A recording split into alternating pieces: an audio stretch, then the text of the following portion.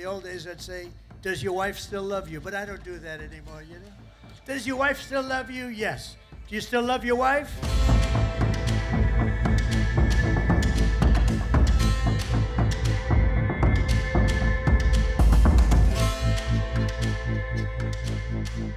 And I will tell you, the president standing right up here loves you. I respect you and I love you. And I'm giving everything I have to make sure that when you get home, you find an America that is safe and proud and sovereign and free.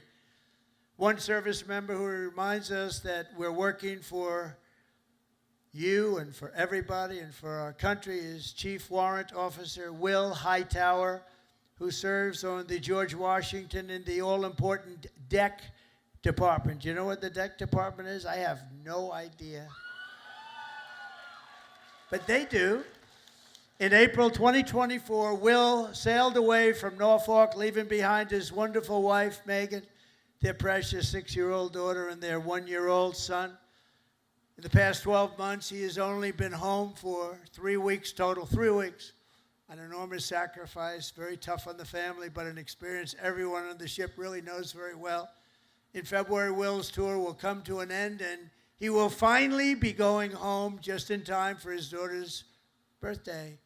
So, Will, I want to thank you together with all of those people that go through the same thing. I want to really thank, where is Will? Is Will around here?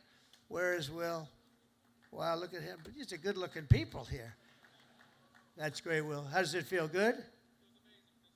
That's great. Feels amazing. That's fantastic.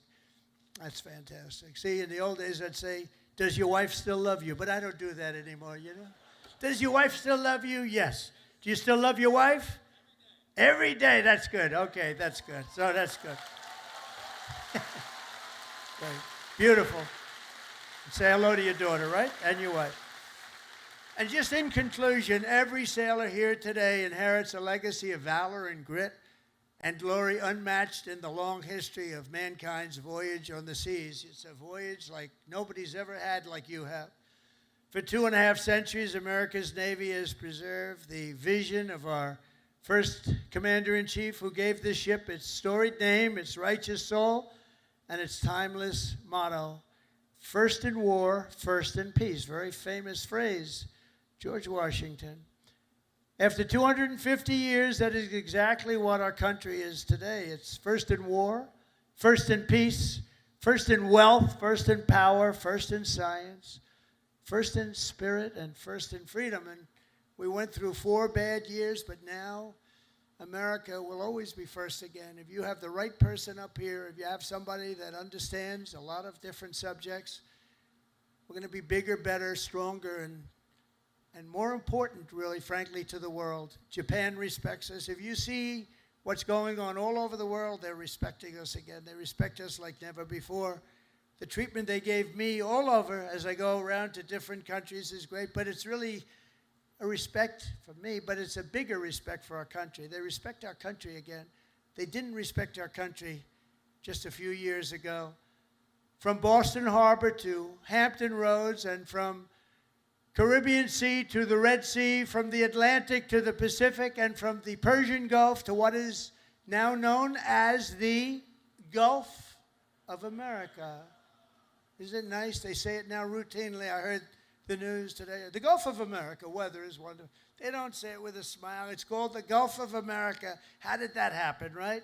And it took me, you know, for many years I said, why is it called the Gulf of Mexico when we seem to have the shore? Well, we do. We have 92% of the shoreline. So I said, you know, when we make it back, not if, when, too big to rig. We made it too big to rig. I said, get out and vote. Too big to rig. Make it that way. I said, I'm going to change it. And one of the first things I did is I changed it. Nobody could even fight it. They tried. We got sued all over the place. We won every suit.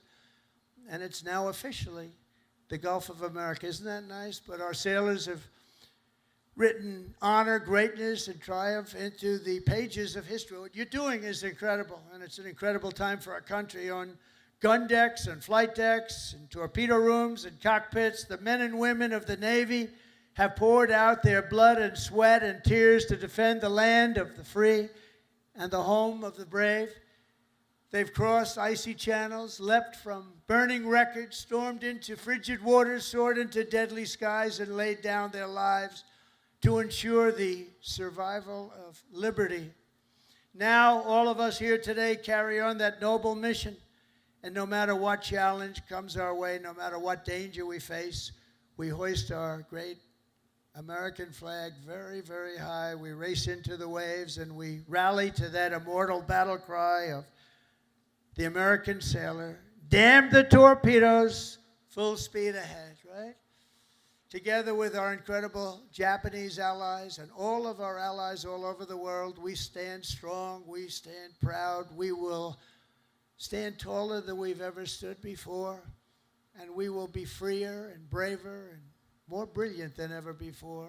And we will fight, fight, fight, and we will win, win, win. And I want to thank everybody at the USS George Washington and the U.S. Forces Japan. God bless our military. God bless Japan. God bless the United States of America. And God bless our Navy. Thank you, everybody. Thank you. Thank you very much.